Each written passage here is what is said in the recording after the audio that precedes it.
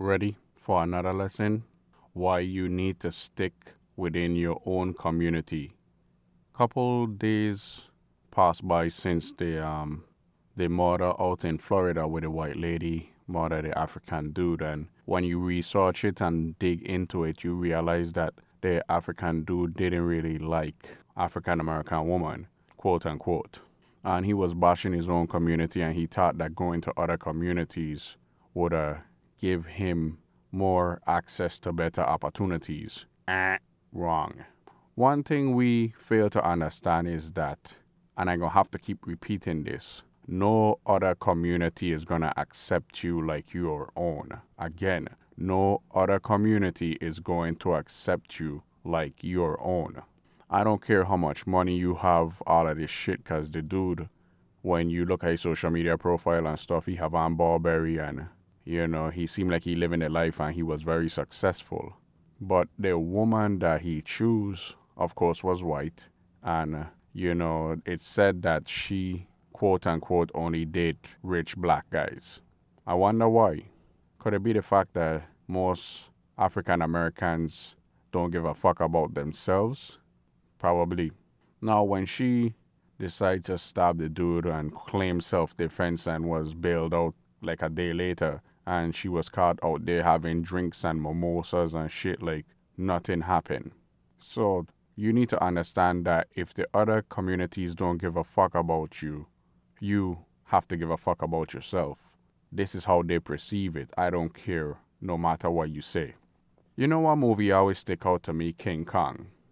And growing up watching that movie, the question I always had in my mind was, why is this gorilla infatuated with this plain Jane white woman? Never really dig into it. But King Kong is a great example of how it is in this country. And King Kong died protecting this woman. And she, more than likely, didn't give a crap about him. But this is a perfect analogy. We need to understand that no matter our status, this country is always going to be the same. Or how dare you take our women? Why don't you go stay with your women? It's an old boys club. Again, the people that think like this may not say it overtly, but the actions going to speak louder than words. And she's not an ugly Caucasian woman. Not my style, but, she's not that bad looking. And he lose his life to her.